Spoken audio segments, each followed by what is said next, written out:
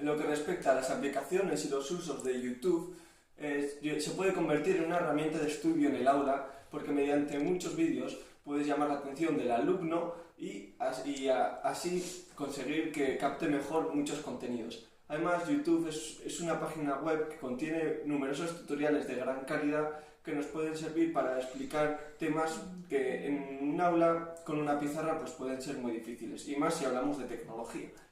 Además, YouTube es una página web que sirve para promocionar diferentes eventos mediante trailers y además en la última actualización YouTube ha incluido poder editar los vídeos que cuelgas.